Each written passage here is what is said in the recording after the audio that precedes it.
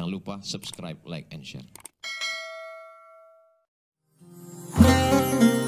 Wanita yang bercadar bagaimana hukumnya menurut Islam, Pak Ustaz? Ulama terbagi dua.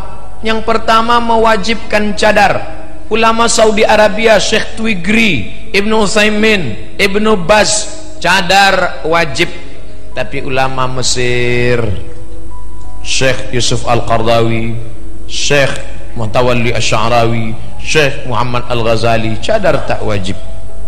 Ustadz condong kemana? Yang bercadar silakan, jangan ejek yang bercadar. Kalian jangan ejek cadar. Ini banyak orang nengok orang cadar dia ejek, tapi kalau ada perempuan tak bercelana dia diam.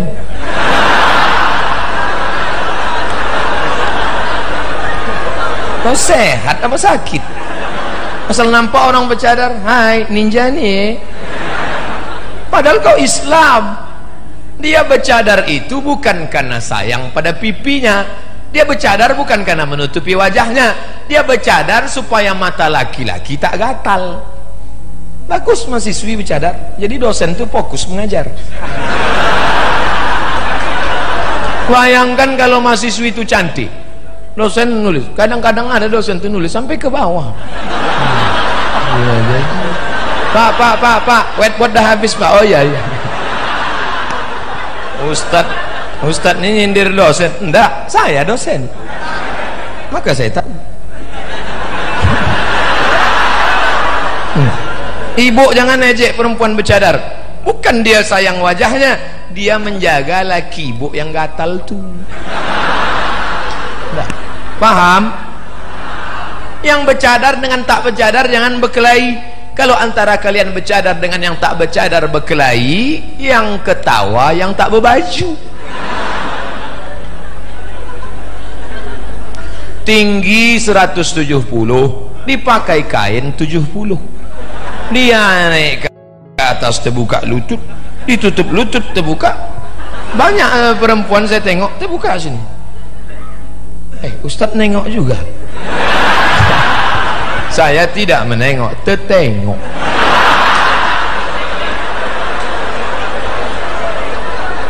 Kadang saya pakai peci, pakai baju koko, pakai sorban, masuk ke pesawat.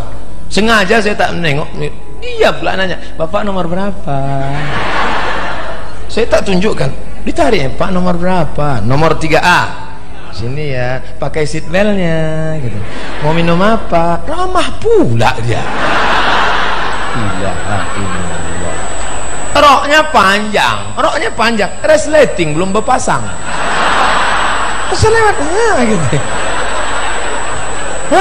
Astaghfirullah Rabbal baraya, astaghfirullah minal khataya.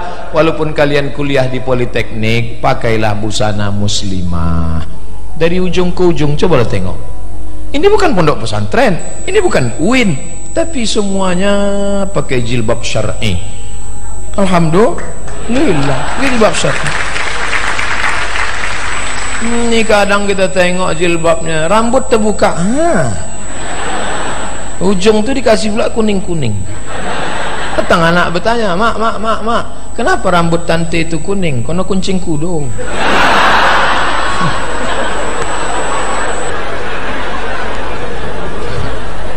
Begini kan senang hati kita.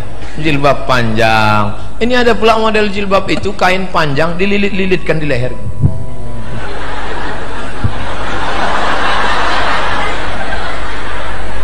Pesta undangan dia makan kita khawatir. Mati. Nama jilbabnya jilbab sakratul maut. Tapi di sini tak ada. Coba tengok. Bajunya boleh korpri, tapi rambut tetap tertutup.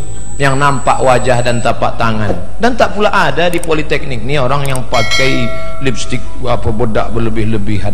Kadang ada tempat acara tu kita tengok 3 inci. Wow, di ruangan tu ramai, kipas mati, AC tak sanggup, melelehlah dempul tadi. Panas jengnya, iya, panas. Rupanya ini spidol whiteboard. lunturlah. Orang senyum, awak senyum. Yang disenyumkan orang awak.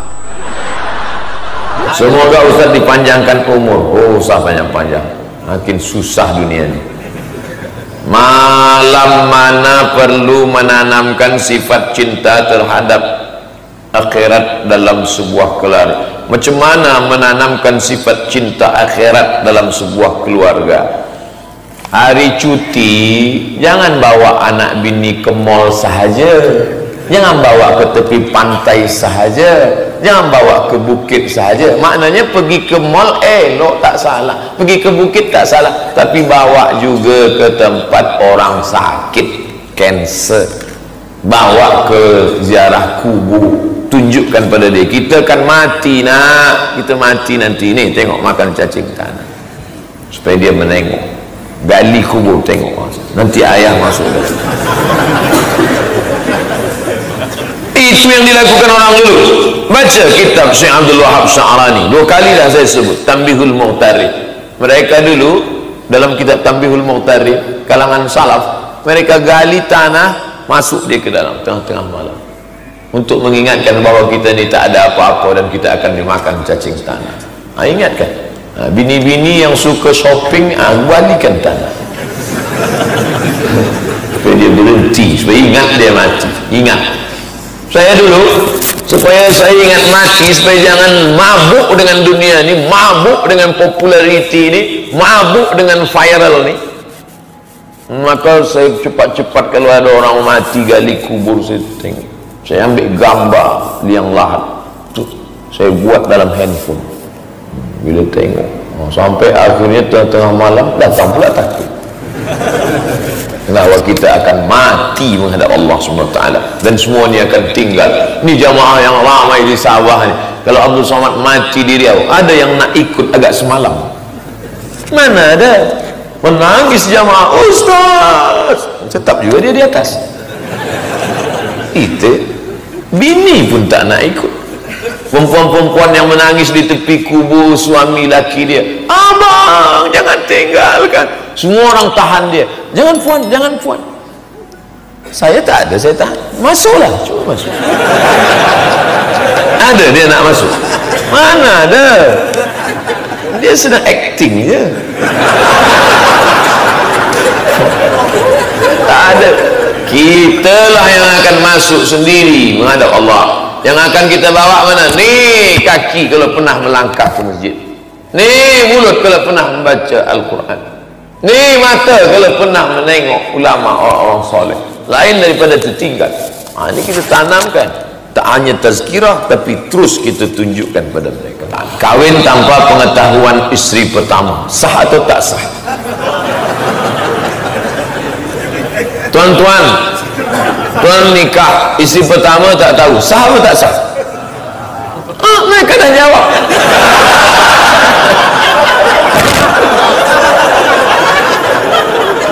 Apa lagi? Ada mempelai lelaki, ada wali, ada mahar, ada saksi 2, ada ijab dan qabul. Sah menurut PK. Ada tak di situ tertulis rukun nikah 1, izin bini pertama? Ada? Mana ada? Subscribe, like. Tak ada. Tapi, ini tapi. Tolong video saya jangan di-cut, jangan dipotong. Tapi, sebab merata-rata tempat banyak lelaki tak bertanggung jawab. Di mana bumi dipijak, di situ bini bertambah. Singgah sini nikah, singgah sini nikah, singgah sini nikah. Maka negara membuat suatu keputusan namanya siasah syar'iyah, siasah syar'iyah politik. Maka negara membuat satu hukum, tiada dibenarkan menikah sebelum ada izin daripada isteri pertama yang disahkan oleh mahkamah syar'iyah. Bubuh tanda sign. Saya bini, saya bagi tahu cara membuat surat. Saya bini pertama, nama semua lengkap, bersetuju bila nak bagi bubuh sains. Makanya perempuan bila nak tidur malam, hati-hati, yakinkan tak ada situ ada kertas, ada apa, mana tahu tengah-tengah malam dia buatkan. Oleh sebab itu maka lelaki tidak dibenarkan tanpa izin. Tapi ini bukan hukum fiqh, ini hukum negara untuk menjaga kemaslahatan orang banyak, sebab banyak lelaki yang tak bertanggung jawab. Semoga Ustaz selalu dalam lindungan Allah, amin. Diberikan kesehatan dalam menjalankan dakwah, amin.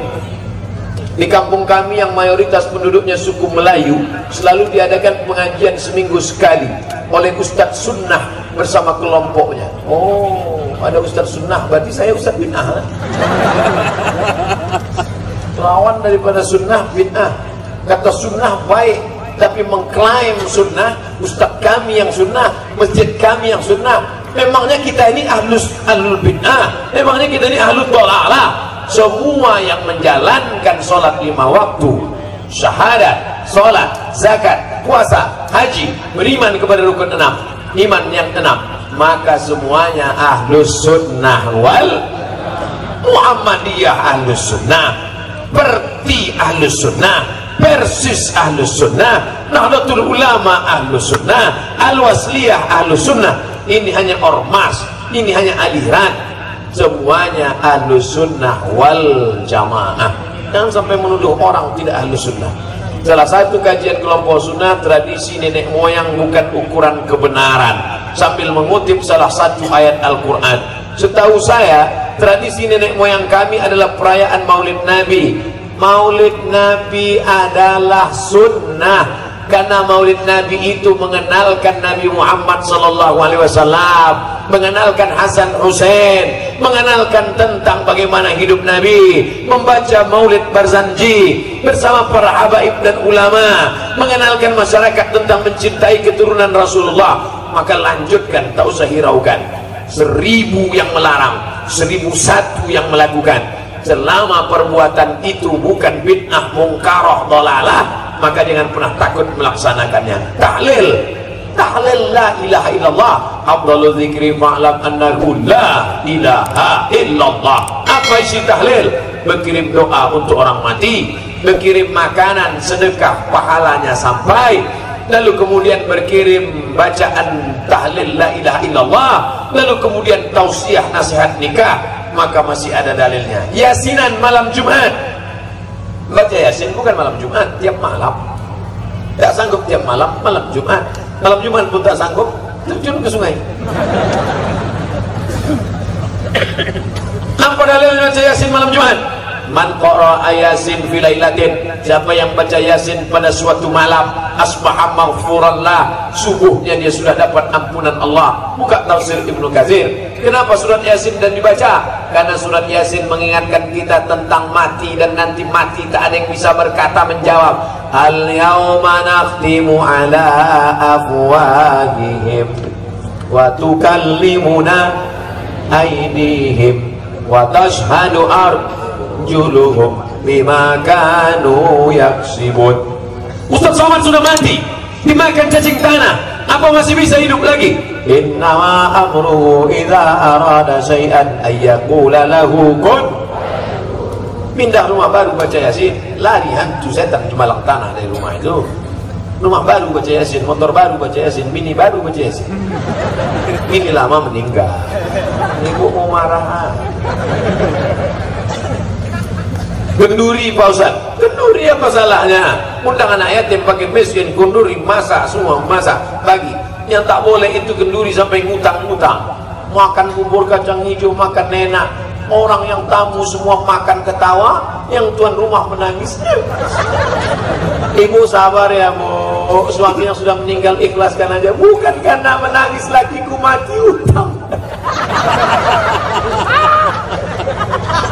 Maka kita yang kaya-kaya datang ke tempat orang meninggal dunia, hei sohibul baik, jangan kalian ngutang bubur kacang hijau, jangan kalian ngutang makanan.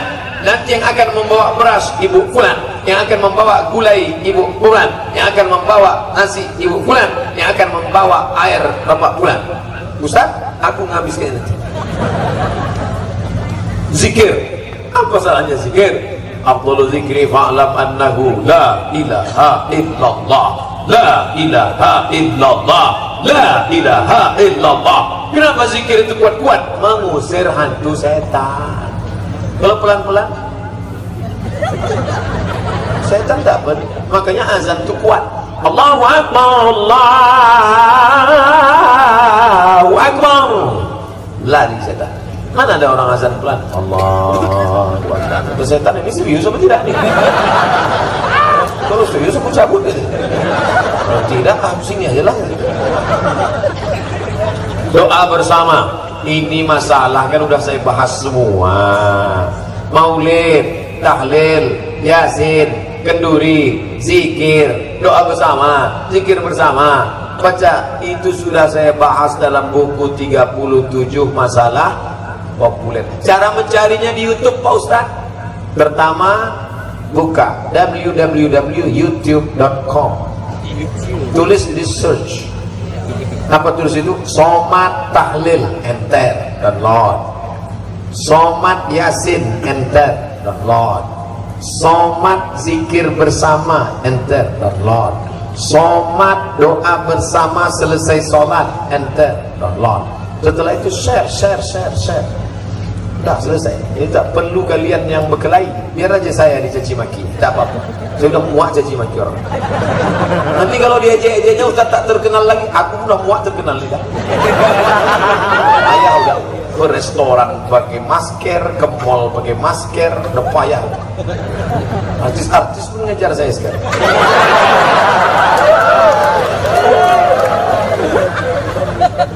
Nenek moyang kami bukan penyembah batu, hantu dan pokok kayu. Sama nenek moyang saya.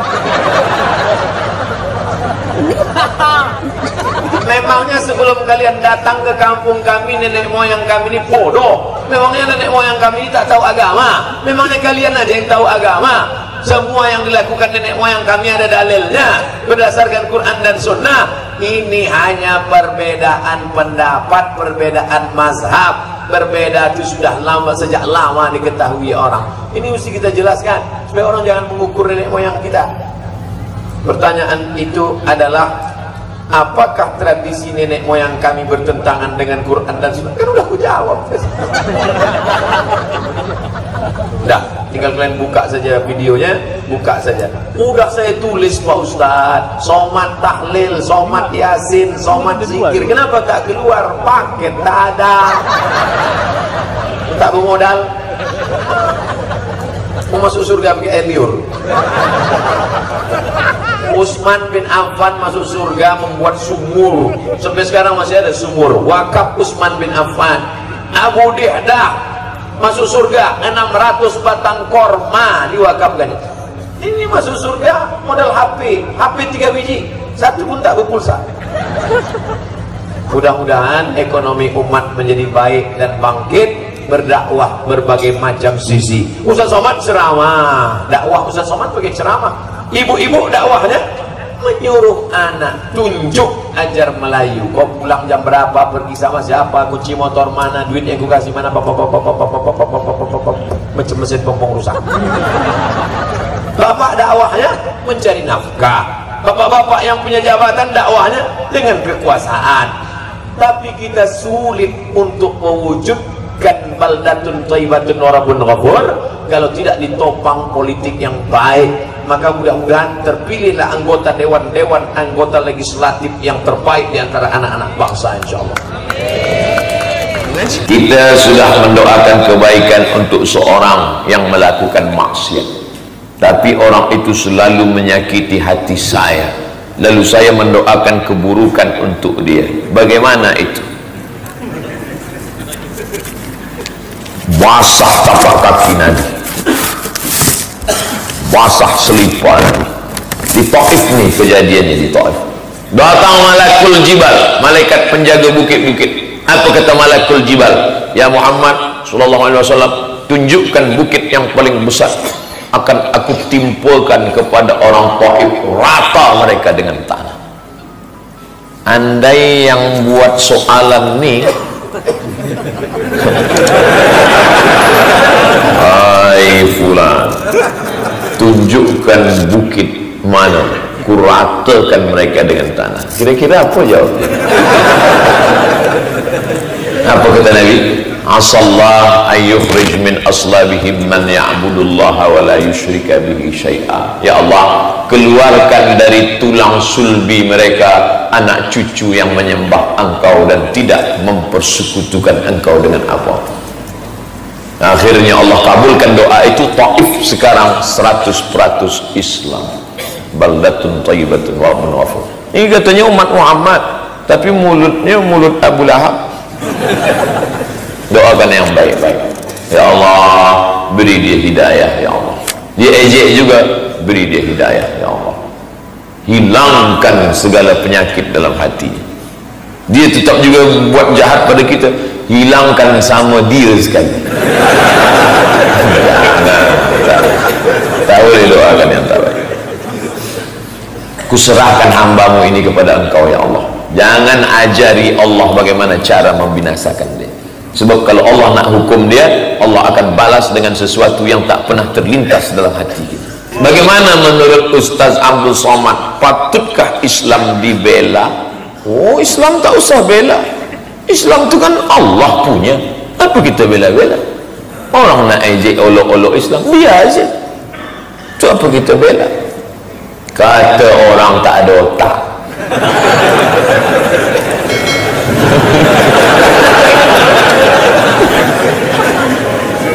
Wa idh qala Isa ibn Maryam lil hawariyin, berkatalah Nabi Isa kepada murid-muridnya Hawariyin, man ansari ilallah, siapa yang menolong aku menegakkan agama Allah.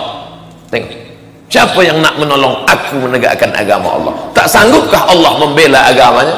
Innama amruhu idza arada syai'an ayyakula lahu kun fayakun. Lalu untuk apa kita tolong agama Allah ini?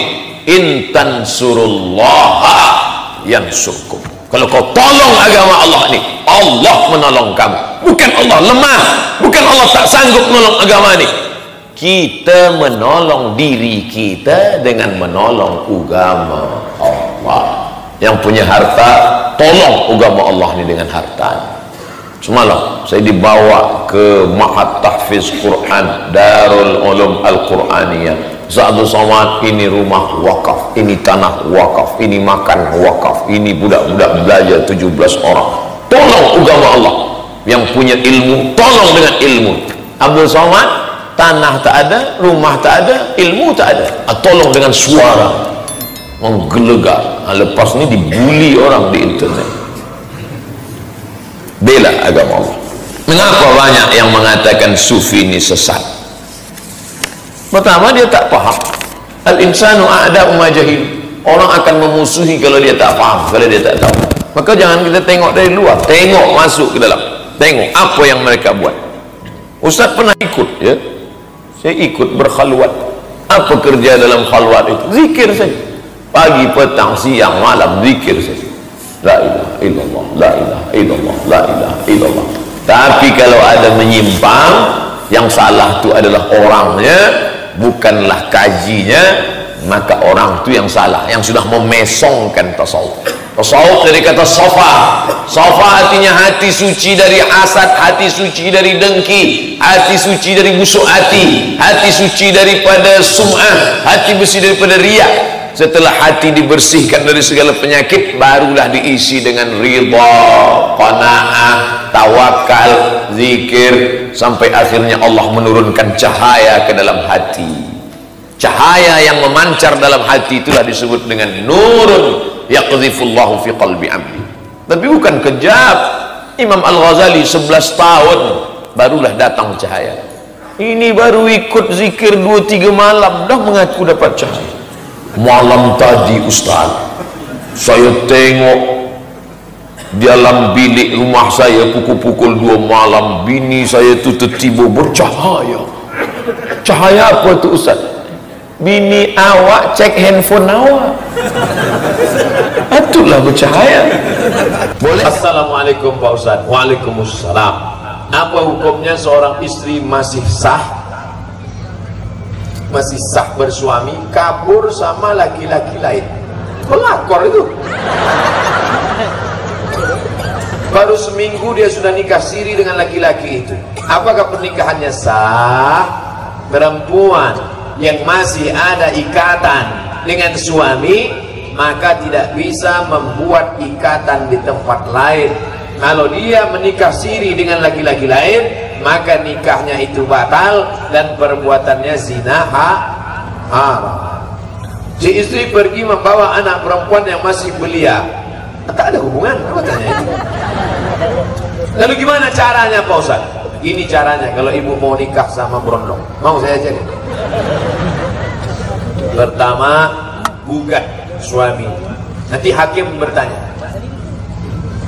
saudari menggugat suami? Ya Pak Hakim. Apakah saudari tahu bahwa menggugat itu menggoncang tiang aras, Allah murka? Saya tahu Pak Hakim. Kenapa gugat? Karena senapan angin tak hidup Pak. Nama penyakitnya inin, bahasa Arab. Maaf cakap, impoten. Laki-laki yang impoten tidak sembuh, maka istri boleh menggugat ke pengadilan. Setahun tak sehat, maka dia akan diputuskan cerai. Itu dalam fikih. Nah, maka selama setahun itu suami yang calon kedua ini berdoa, janganlah sehat. Pas hari yang ke-359 meletup. Ada namanya al-uyub al-musyawwahah, cacat penyakit yang perempuan boleh menuntut. Di antaranya gila, tiba-tiba lakinya itu gila. Di antaranya lagi penyakit supak, bebelang, maaf. Di antaranya lagi penyakit juzam, penyakit yang jari putus-putus, apa namanya? Kusta. Itu ibu boleh menuntut. Tapi kalau hanya kena materi, abang kalau tidak membawa Toyota Alphard, ceraikan aku. Oh, BCL itu bini celako.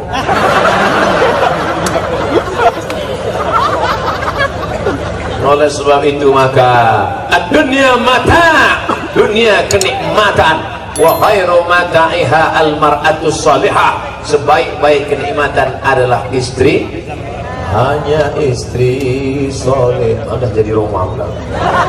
Oleh sebab itu maka kalian jangan asal nikah saja. Tungkahul mar'atu li arba', perempuan dinikahi karena 4. 5 liha, karena hartanya. Wali hasabiha, karena keturunannya. Wali jamaliha, karena rupa cantiknya. Wali diniha, karena agamanya. Kalau kau nikahi karena hartanya, harta akan binasa. Kalau nikahi karena sukunya, sukunya akan hilang. Kalau kau nikah karena rupanya, mana bunga itu? Kau nikahi perempuan karena bunga, berapa lama tahan bunga ini tak layu? Paling sebulan, habis itu isu kering, keriput.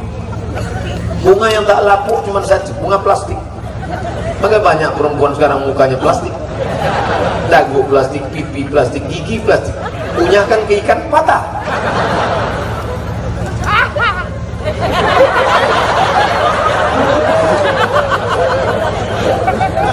Sebaliknya Pak Ustaz, jika kita mabuk, maksiat, buat dosa, apakah orang tua kita dapat dosanya? Kalau ibu tak mendidik anak ibu sekolah agama, bapak tak mendidik anak bapak baca Quran, lalu dia tak tahu baik dan benar, tak tahu mana dosa mana maksiat, lalu dia hidup, maka dosanya mengalir karena tidak mendidik anak. Tapi kalau sudah dimasukkan pesantren, sudah ikutkan program mengaji, tak juga, kita sudah lepas. La yukallifullahu nafsan illa wus'aha.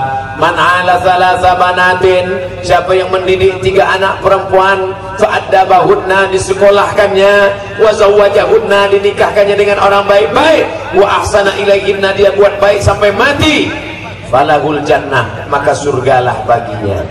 Maka bapak ibu yang punya anak, didik baik-baik, masukkan sekolah agama, masukkan pondok pesantren, sampai mati kita tetap menjaga mereka sampai malaikat maut mencabut nyawa. Kita ada penyakit, kita sembuh dengan cara makan daging babi. Jadi apa hukumnya Ustaz? Tak boleh berobat dengan yang haram. Tapi kata Allah dalam Quran, la tulqu bi aidikum ila tahlukah. Jangan jerumuskan dirimu ke dalam kebinasaan dengan tanganmu sendiri. Pilihan cuma ada dua, mati atau babi. Pilih mana? Pilih mati ke babi? Pilih babi. Tak boleh pilih mati. Masuk dalam hutan, satu-satunya yang boleh menyelamatkan nyawa babi. Kalau tak, mati. Babi lah. Hidupkan api, panggang babi itu sikit. Tapi nyaman banyak, setakat untuk hidup ya. Sementara dapat pisang. Bila dah datang orang kampung bagi pisang, tuan-tuan dia ada pisang. Awak lah makan pisang, sedap babi. Tidak boleh. Mana boleh? Nama kaedahnya akhafud dararain, memilih mudarat yang teringan di antara yang berat.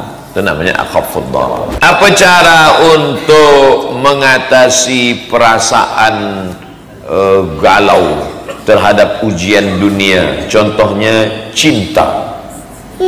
Cinta. Yang perlu dipikirkan ni bagaimana kita mati husnul khatimah, bagaimana kita selamat dari azab kubur, bagaimana kita boleh lalu titian siratal mustaqim, bagaimana kita tak singgah di neraka jahim, bagaimana kita masuk surga bersama Nabi Muhammad sallallahu alaihi wasallam. Adapun cinta pada perempuan, bunga bukan setangkai, kumbang bukan seekor. Patah tumbuh hilang berganti, hilang satu tumbuh seribu. Apa susah-susah? Ustaz Somad, saya nak nikah dengan perempuan, terus dia tak nak dengan saya, kita cari yang lain. Apa susah-susah? Perempuan banyak. Saya je yang tak handsome, yang kurus, yang hitam, umur dah 42 tahun. Banyak orang nak dengan saya. Apa lagi awak yang muda belia? Tengok komen-komen di FB, di Instagram. Apa kata mereka? Ustaz, jadikan aku yang kedua. Ini budak-budak muda ni galau lah konon, susah hati. Saya dah sampaikan ni, bangkitkan semangat. Bila tak juga bangkit semangat, pantai dekat, laut dekat, masuk ke laut. Jika kita beramal soleh, apakah orang tua kita yang sudah meninggal mendapatkan pahala? Man dalla ala khairin falahu mithlu ajri fa'ilihi. Siapa yang menunjukkan buat baik, maka yang menunjukkan itu dapat pahalanya. Anak-anak Bintan baca Quran, pahalanya mengalir kemana? Pertama mengalir ke ayah ibunya. Amin. Tapi ayah ibunya yang ikut ke masjid tadi, bukan yang sekedar ngantar sore-sore bercelana pendek, anak sampai masjid, habis itu balik lagi.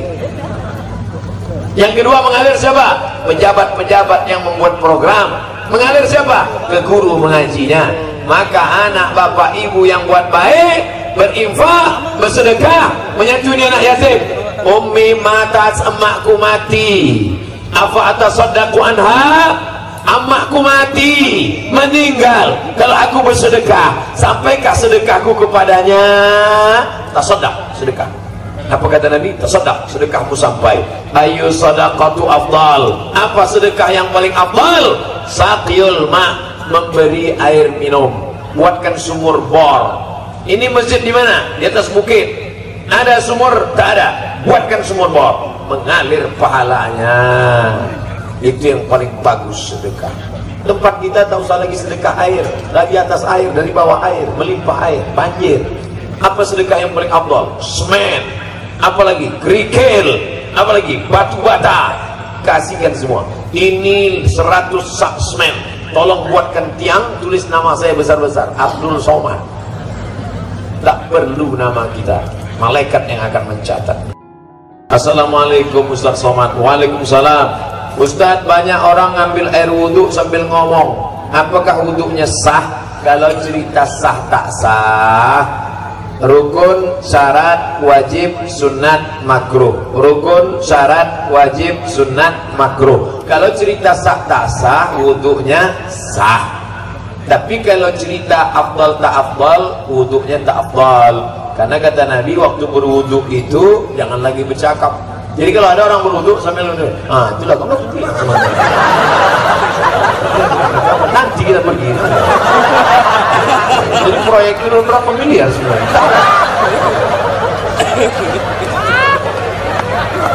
Wudunya sah, cuman kurang afdal. Yang paling afdal itu sejak dari mulai berwudu sudah ada khusyuk. Khusyuk waktu air masuk ke mulut, makrifat hakikatnya keluarlah dosa-dosa mulut. Waktu air membasuh muka, keluarlah dosa-dosa dari kelopak biji mata. Waktu air menyiram tangan, keluar dosa dari celah-celah cuma di tangan. Waktu air menyapu kepala, keluar dosa dari kepala sampai ke lubang telinga. Waktu air menyiram kaki, keluar dosa dari celah-celah kaki menghadap ke kiblat. La ilaha illallah syarik, asyhadu an la ilaha illallah syarikalah wa asyhadu anna muhammadan abduhu wa rasuluh. Allahumma ja'alni minat tawabin wa ja'alni minal mutatahhirin wa ja'alni min ibadikas shalihin. Jangan lagi bercakap sampai masuk masjid, sampai sholat. Nanti kalau ada yang ngajak ngobrol, Pak Ustaz, gimana caranya biar Allah bertasbih subhanallah subhanallah. Ustaz, jadi kita acara subhanallah.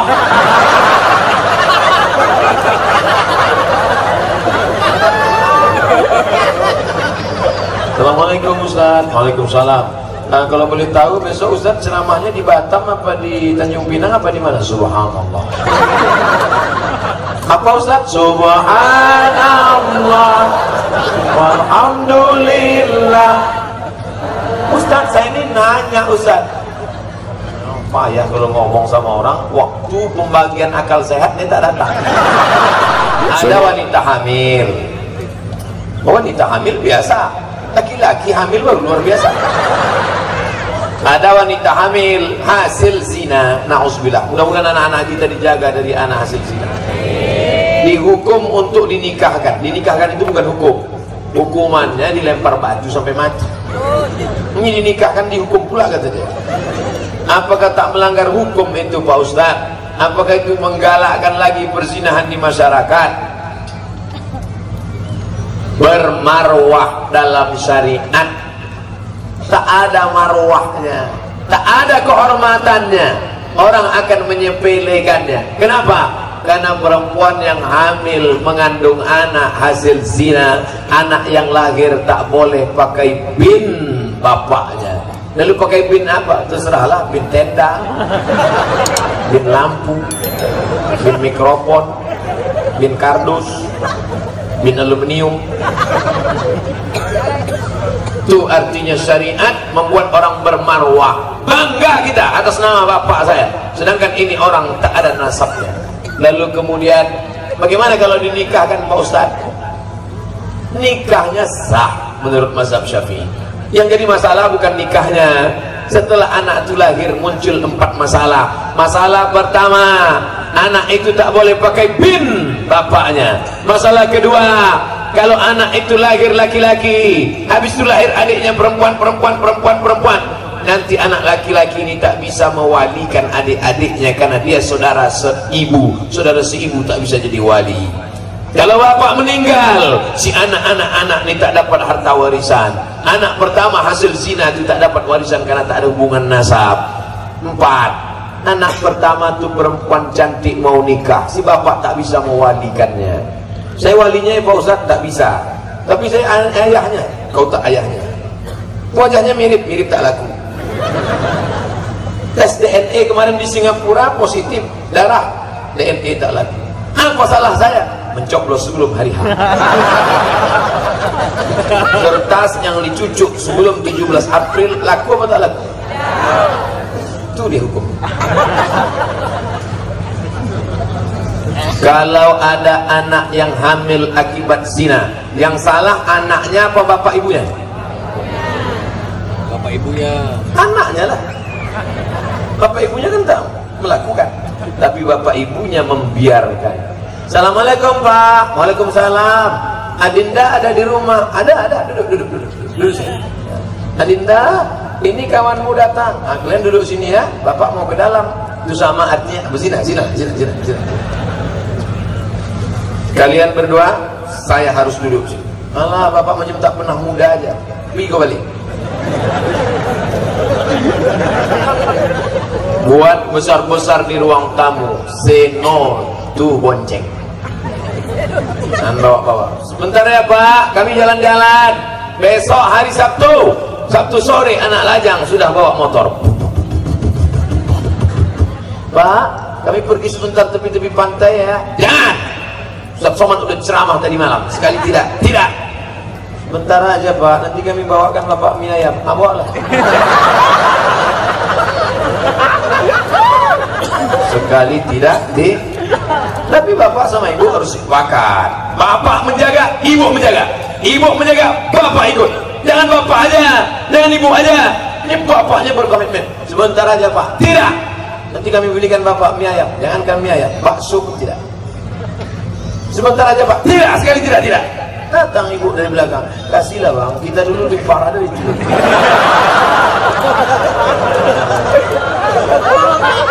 Harus sepakat menjaga ini. Siapkah masyarakat Bintan menjaga anak lajang dan anak gadisnya dari bonceng-bonceng dengan yang tak mahram?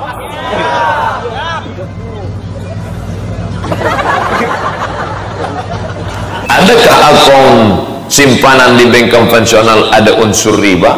Ya, riba.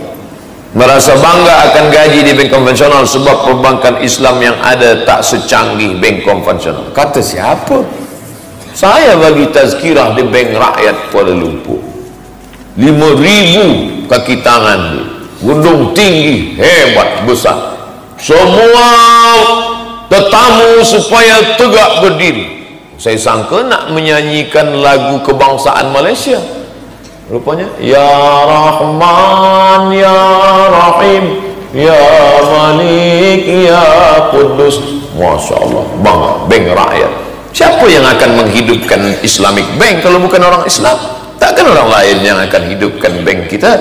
Maka kita mesti balik dari sini, terus saja ke bank, ambil semua duit, alihkan ke bank rakyat. Itulah makna mengaji. Kalau tak apa guna mengaji. Orang tua saya suruh untuk balik kampung, jaga mereka. Tapi saya masih mau kerja di bandar. Bolehkah saya balik untuk ziarah sahaja? Keluarga berapa orang?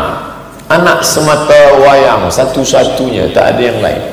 Lalu macam mana ini? Maka kalau di kampung ada kerja lain, mungkin gaji lebih sikit. Elok ambil barokah. Gaji besar di bandaraya dapat duit banyak, tapi boleh dengan gaji orang lain, masakkan dia, siapkan dia makanan, balik kejap bagi tahu, mak, ayah, aku bila kerja di bandaraya ni boleh banyak sikit, nak aku tabung, sabar-sabar, aku mungkin tiap bulan balik. Wa amruhum syura bainahum, lembutkan hati dia, jangan tinggalkan. Ada 3 kesempatan. Pertama, kalau ada keluarga lain, minta tolong jaga. Yang kedua, kalau gaji ada sikit di kampung, besar di bandaraya, sikit ambil barakah. Tapi kalau kata orang tua, boleh kau tengok aku agak 2-3 kali dalam setahun, engkau kerjalah, tapi engkau kirim untuk ada seorang yang boleh bantu, musyawarahkan, jangan tinggalkan, sebab nanti menjadi penyesalan yang amat sangat mendalam sesudah kita mati menghadap Allah Subhanahu wa ta'ala. Saya tentang zikir, bagaimana ciri-ciri tarekat yang sebenar? Pertama, mesti ada mursyid, mursyid penunjuk jalan. Saya boleh sampai ke masjid ni kan sebab ada mursyid. Bila tak ada mursyid, mana sampai? Mana mursyid? Itu yang berbunyi. Itu mursyid, penunjuk jalan, guide, yang menunjukkan jalan. Mursyidnya mesti mengamalkan sunnah. Maka jangan ikut mursyid tak sunnah. Mursyid dari jam pukul 12 siang hingga pukul 6 tak ada sembahyang. Tok mursyid tak sembahyang. Sembahyang tu orang zahir je. Ini kita makrifat. Saya sembahyang di Masjidil Haram, bukan masjid kampung. Ini mursyid syaitan. Sebab Nabi Muhammad SAW tak pernah meninggalkan solat berjamaah walaupun sekali. Demam dia, pengsan dia hari Rabu, disiramkan air ke wajah dia, manakala dia terjaga Apa kata dia? Bawakan aku ke masjid. Ini mursyid kita, bila dia terjaga, ada tak ayam panggang? Mursyid paling penting mesti mengikut Ahlus Sunnah wal Jamaah. 3, mursyid ada sanad. Dari siapa dapat? Dari Syekh Fulan. Dari siapa dapat? Dari Syekh Fulan. Dari siapa dapat? Syekh Sulaiman Zuhdi di Jabal Abi Qubais. Dari siapa? Dari sampai kepada Syekh Bahauddin Naqsabandiyah, sampai kepada Abul Hasan As-Syazili, Syaziliyah, sampai kepada Ahmad Syattariyah, sampai kepada Ibrahim Ad-Dasuqi, Burhaniyah, sampai kepada Ahmad Al-Badawi, Ahmadiyah. Ini adalah namanya tariqat. Tariqat itu cara, metode. Saya ikut yang mana Ustaz? Ikut mana yang kita rasa selesa, ikut.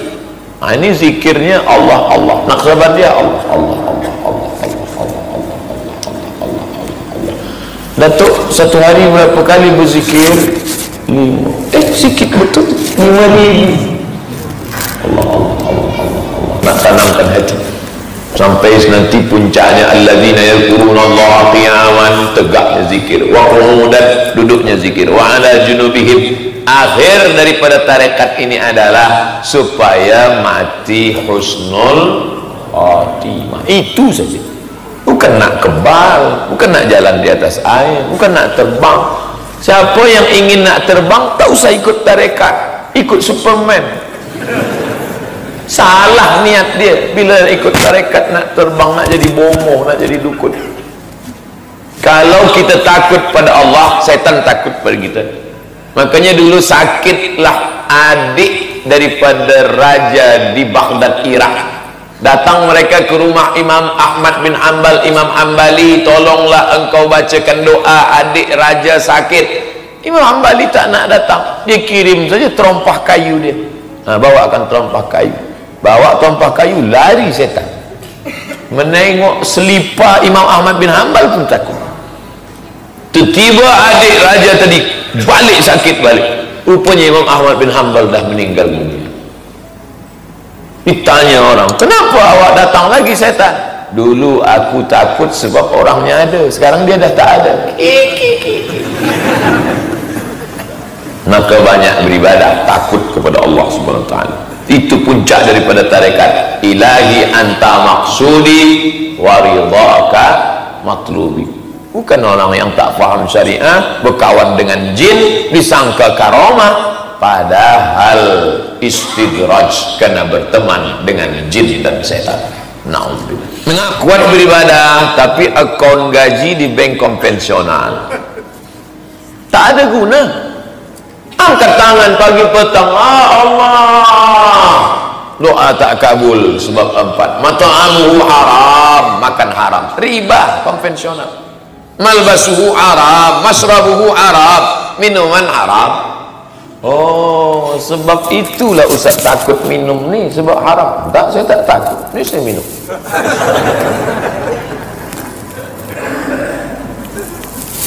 Mat'amuhu haram, masrabuhu haram, malbasuhu haram, konvensional, riba. Bangkit dari kubur macam orang kena ganggu setan. Alladzina yakuluna riba, orang yang makan riba, la yaqumuna illa kama yaqumul ladzi yatakhabbathu syaitanu minal mas. Bangkit dari kubur nanti macam orang diganggu setan. Duit dari konvensional ini dibawa ke Makkah. Labbaik Allahumma labbaik, labbaik la syarika laka labbaik, innal hamda wan ni'mata laka wal mulk la syarika lak. Apa kata malaikat? La labbaik wala sa'daik. Kau tak dapat haji mabrur, zaduka haram, kerana kau berangkat pergi haji pakai duit konvensional. Maka tak ada perubahan. Balik haji 2-3 kali, tak ada perubahan. Hati tertutup gara-gara haram. Akun masjid madrasah di konvensional. Masjid apa buat di konvensional? Ada bank rakyat. Bank rakyat konvensional ke Islam? Islam. bank rakyat, Islamic Bank, alihkan semua ke Islamic Bank. Salah satu bank Islam yang maju di dunia di Malaysia. Kenapa kita biarkan di bank konvensional? Bolehkah kami hanya merujuk pada Quran dan hadis saja? Sebab kalau rujuk pada ulama, kitab mereka tak maksum. Mereka manusia biasa. Mereka memang manusia biasa. Sesiapa yang mengatakan tak nak ikut ulama, dia nak ikut hanya Quran dan hadis saja, tolong tunjukkan saya cara sembahyang subuh tak ikut pakai fatwa ulama. Siapa di dunia ni yang boleh tunjukkan cara sembahyang subuh tak ikut fiqh? Quran, hadis, Quran, hadis, Quran, hadis. Mana ada? Ada solat satu hadis dari mulai takbiratul ihram sampai salam? Ada? Mana? Ulama yang menyusun itu berijtihad mereka. Imam Syafi'i, Imam Hanafi paling tua, Imam Maliki, Imam Syafi'i, Imam Hanbali. Imam-imam ini alim. Imam Syafi'i kalau dia pergi ke masjid, telinga dia sumbat. Sampai ke masjid orang tanya, Syafi'i, kenapa engkau sumbat? Aku takut semua yang aku dengar dari rumah sampai ke masjid aku ingat. Kita jangankan yang mendengar, saya yang menyampaikan pun tak ingat apa yang saya sampaikan tadi. Imam Syafi'i 7 tahun dah hafal Quran. Kita Imam Syafi'i hadis itu semua di kepala dia. Kita kalau tak ada laptop hilang hadis. Baca matan hilang sanad, baca sanad hilang matan. Syafi'i manusia, aku manusia. Dia berijtihad, aku pun berijtihad. Syafi'i yang mana? Imam Syafi'i belajar bahasa Arab 20 tahun di Bani Huzail, baru dia boleh faham Al-Quran dan Sunnah. Kita university 16 kali jumpa, itu pun kadang-kadang tak datang. Macam mana nak mengaku alim? Oleh sebab itu maka kita ikut Quran dan Sunnah melalui pemahaman para ulama. Allah suruh kita ikut ulama. Mana ayatnya? Fas'alu ahla dzikri in kuntum la ta'lamun. Ikutlah ulama kalau kamu tak tahu. Hadis Nabi menyuruh kita ikut ulama. Mana dia? Sahabat pun tak semuanya yang hidup bersama Nabi itu alim. Ada sahabat bertanya kepada Aisyah, ada sahabat bertanya kepada Abu Musa al-Ash'ari, ada sahabat bertanya kepada Abdullah bin Abbas. Maknanya kita ni tidak alim mengikut kepada para ulama yang